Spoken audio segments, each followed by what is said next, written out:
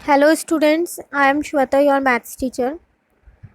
आज हमारे को अपना डिवीज़न शुरू करना है। मल्टीप्लिकेशन हमारा कंप्लीट हो गया, तो हमने 3 ऑपरेशंस कर लिए, एडिशन, सब्ट्रैक्शन, मल्टीप्लिकेशन। डिवीज़न रह गया है, अब वो शुरू करेंगे।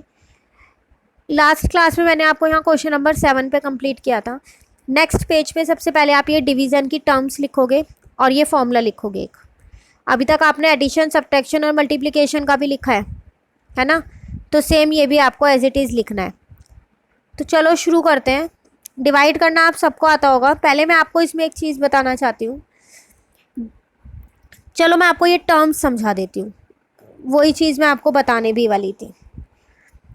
देखो, ये है क्वेश्चन, आपको दिख रहा है यहाँ एरो डाल के बना है। जिस भी नंबर को हम डिवाइड करते हैं उस नंबर को बोलते हैं डिविडेंड। जिस भी नंबर से हम डिवाइड करते हैं उसको बोलते हैं डिवाइज़र। ठीक है? डिवाइड करके जो आंसर आता है उसको बोलते हैं कोशेंट, और जो नीचे नंबर बच जाता है रिमेंडर। एक बार फिर बोल लूँ, जिस भी नंबर को हम डिवाइड करते हैं उसको बोलते हैं डिविडेंड। जिस भी नंबर से हम डिवाइड करते हैं उसको बोलते हैं डिवाइज़र। डिवाइड करके जो आंसर आता है उसको बोलते हैं कोशेंट, और जो नीचे बच जाता है उसको बोलते हैं रिमाइंडर। ठीक है? यही 4 टर्म्स आपकी यहाँ लिखी है। ठीक है? एक फॉर्मूला लिखा है, dividend is equal to divisor multiply quotient plus remainder. ये फॉर्मूला आपने 4th क्लास में भी पढ़ा है। डिवाइड करने के बाद ये चेक करने का तरीका है, मैंने आपको 4th में भी सिखाया है। ये फॉर्मूला होता है। ठीक है? अब हम अपने क्वेश्चन पे आते हैं, एक्सरसाइज पे। कुछ नहीं करना, डिवाइड करना है। 4th क्लास में आपने बहुत छोटे छोटे डिवीज़न किए थे जिनमें छोटे छोटे नंबर थे 2 डिजिट के, लेकिन यहाँ आपको 3 डिजिट के भी मिलेंगे। आज मैंने आपको बहुत थोड़ा काम करवाया है ताकि आप ये इजीली समझ सको। सबसे पहले देखो, मैंने लिया है 87503 डिवाइडेड बाय 34। आप देख रहे हो मैंने यहाँ 34 लिखा था, तो मैंने यहाँ साइड में रफ वर्क में 34 की टेबल लिखी है। आपको भी ये टेबल ऐसी ही लिखनी है, क्लास वर्क में भी, और जो पार्ट मैं होमवर्क में दूंगी उसमें भी टेबल लिखनी है आपको। ठीक है? कुछ नहीं करना, 34 से डिवाइड करते हैं। चलो इसे एक मैं आपको पूरा समझाती हूँ। 87 ढूंढो टेबल में। एक बार लिख लोगे ना तो आसानी से हो पाएगा। नहीं है, 87 से छोटा नंबर 68। 68 टू जा पे है, 2 लिख दिया। 87 में से 68 माइनस किया, 19 आया, 5 कैरी किया, क्योंकि 34 की टेबल में 19 नहीं आता। 195 ढूंढो इस टेबल में। नहीं है, उससे छोटा नंबर 170, यहाँ लिख दिया। कितने पे है? 1 2 3 4 5, तो यहाँ लिख दिया 5। ठीक है? इसमें से इसको माइनस किया 25। 34 की टेबल में 25 नहीं आता, इसलिए हमने 0 कैरी किया। 250 भी नहीं आता, उससे छोटा नंबर 238। कितने पे है? 1 2 3 4 5 6 7, 7 लिख दिया। 238। 250 में से 238 माइनस किए 12। 34 की टेबल में 12 नहीं आता, तो हमने यहाँ क्या किया? 3 कैरी किया। 123। 123 भी नहीं लिखा टेबल में कहीं, उससे छोटा नंबर 102। कितने पे है? 3 पे। 3 यहाँ लिखा, 102 यहाँ लिखा, माइनस कर दिया। ये मेरा रिमाइंडर है, ये मेरा क्वोशंट है। फर्स्ट क्वेश्चन में मुझे क्वोशंट और रिमाइंडर ही बताने हैं। ठीक है? तो ये रहा एक 2 डिजिट का, एक मैंने 3 डिजिट का भी किया है, 513। तो अब देखो, मैंने यहाँ रफ वर्क में पहले 513 की टेबल लिखी है। अगर आप लोग भी ऐसे टेबल लिख के करोगे तो आपके लिए डिवीज़न बहुत ईजी हो जाएगा। पर अगर आप सोचोगे नहीं, बिना टेबल लिखे पीछे कॉपी के पीछे करते रहेंगे, तो पक्का कहीं ना कहीं गलती ज़रूर होएगी, क्योंकि अभी आप लोगों को इतनी प्रैक्टिस है नहीं डिवीज़न की।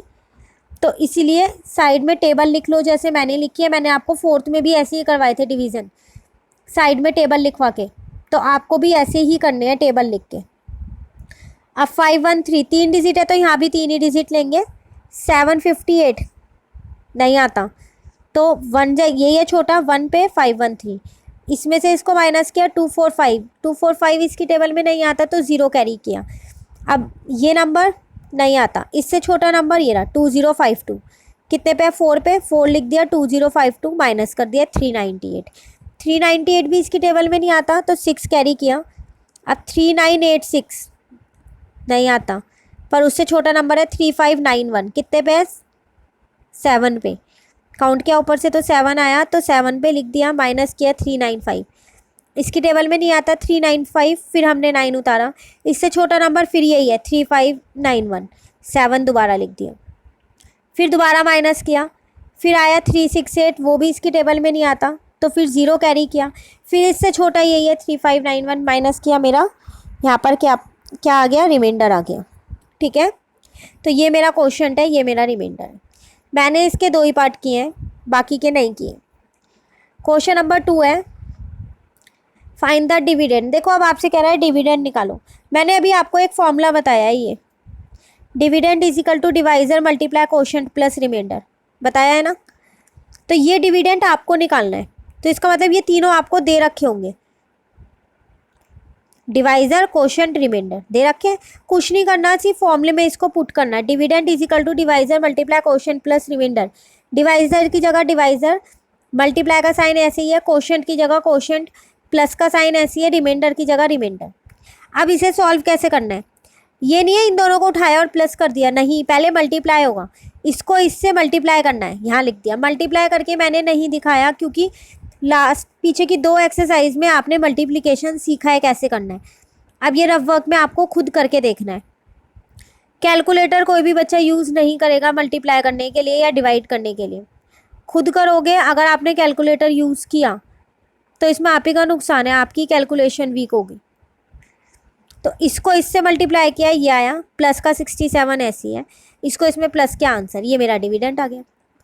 एक और पार्ट मैंने इसका क्या है, सेम वही है, डिवाइज़र के नीचे डिवाइज़र लिखना है, क्वोशंट के नीचे क्वोशंट लिखना है, रिमाइंडर के नीचे रिमाइंडर लिखना है। इसको इससे मल्टीप्लाई किया, ये आया। पहले हमेशा मल्टीप्लाई करना है, बाद में ऐड करना है। अगर आपने पहले ऐड कर दिया बाद में मल्टीप्लाई किया तो आपका आंसर गलत आएगा। ठीक है, इसको इससे मल्टीप्लाई किया, ये आया, प्लस डाल के ये लिखा, इसको इससे प्लस किया, आपका आंसर आ गया। ठीक है, आज मैंने आपको 2 ही क्वेश्चन करवाए हैं। अब आप होमवर्क देख लो। होमवर्क में मैंने लिखा है complete and revise class work, do question number 2 DEF part of exercise 4.6। आप देख लो, मैंने ये 4.6 जब आपको दी थी तो लास्ट क्लास में मैंने आपको इसके 3 पार्ट्स दिए थे ऊपर के ABC। आज आपको ये वाले 3 पार्ट करने हैं होमवर्क रजिस्टर में। DEF मैंने लिख के दिया है होमवर्क, इसलिए एक्सरसाइज भी मेंशन की है। ठीक है, 3 पार्ट आपको ये करने हैं। और जो आज हमने एक्सरसाइज शुरू की है डिवीज़न की, उसके आपको सिर्फ 2 ही पार्ट करने हैं, A और C। बाकी के ये वाले जो पार्ट्स बच गए हैं ये नहीं करने हैं अभी। 4.8 के 2 पार्ट करने हैं, 4.6 के 3 पार्ट करने हैं। कोई भी स्टूडेंट मुझसे ये नहीं पूछेगा मैम बाकी के पार्ट करने हैं या नहीं करने, आप कराओगे या नहीं कराओगे। जितना होमवर्क दिया है उतना ही करना है, एक्स्ट्रा कुछ नहीं करना, ना ही एक्स्ट्रा कुछ पूछना। इसलिए मैंने आपको होमवर्क लिख के दिया है बिल्कुल क्लियर, कि जिन बच्चों को समझना है ना कि मैंने क्या बोला है, वो बच्चे यहाँ से भी रीड कर सकते हैं। 4.6 के 3 पार्ट करने हैं, क्वेश्चन 2 के 4.8 के 2 पार्ट करने हैं, A और C। उसके अलावा होमवर्क में आज कुछ नहीं करना है। बाकी जो ये काम करवाया है ये क्लास वर्क रजिस्टर में करना है। एक चीज़ ध्यान रखना, ये टर्म्स वाला बॉक्स ज़रूर बनाना है और ये फॉर्मूला भी लिखना है।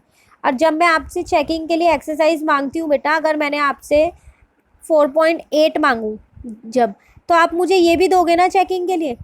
जब मैंने आपसे एडिशन के मांगी थी 4.1 और 4.2 के लिए, तो किसी भी बच्चे ने मुझे वो एडिशन वाली टर्म्स लिख के नहीं दी है। मैंने हर बच्चे के आगे, नाम के आगे इनकम्प्लीट लिखा है। ये छोटी छोटी चीज़ें मैं आपको ये नहीं है वीडियो में भी बताऊँगा और मैसेज पे भी बताती रहूँ। जब आपको वीडियो में बोला है कि ये क्लास वर्क कॉपी में लिखना है तो आप क्यों नहीं लिख रहे हो। लिख के भी दे रही हूँ मैं, यहाँ पर पेंसिल से लिखा है right in class work register. तो अब ध्यान रखना, जब सब्ट्रैक्शन वाली एक्सरसाइज में आपसे चेकिंग के लिए मांगूंगी 4.3, तो आपको सब्ट्रैक्शन की टर्म्स भी सेंड करनी है उसके साथ। हर एक चीज़ नहीं बताई जाएगी बेटा, इतने छोटे बच्चे नहीं हो, आपको एक एक टॉपिक मेंशन किया जाए कि चेकिंग के लिए क्या देना है। इतना तो आप खुद भी सोचो ना, सब्ट्रैक्शन शुरू हो रहा है तो पहले टर्म्स चेक करेंगी मैम, तभी तो एक्सरसाइज चेक करेंगी। मैं आपको पहले टर्म्स लिखवाई क्यों रही हूँ, आधे बच्चे तो ये लिख ही नहीं रहे हैं मुझे लग रहा है। अब जब सब्ट्रैक्शन की एक्सरसाइज चेक होगी, अगर आपने मुझे टर्म्स नहीं भेजी तो मैं आपके नाम के आगे इनकम्प्लीट लिख दूंगी। मैं किसी बच्चों को इस चीज़ के लिए रिमाइंड नहीं कराऊंगी दोबारा। तो इस आज बोल दिया, इस वीडियो में ध्यान रखना। सिमिलरली जब मल्टीप्लिकेशन की एक्सरसाइज चेक होगी तो आपको ये भेजनी है मल्टीप्लिकेशन वाली, और जब डिवीज़न की होगी तो डिवीज़न की टर्म्स भेजनी है।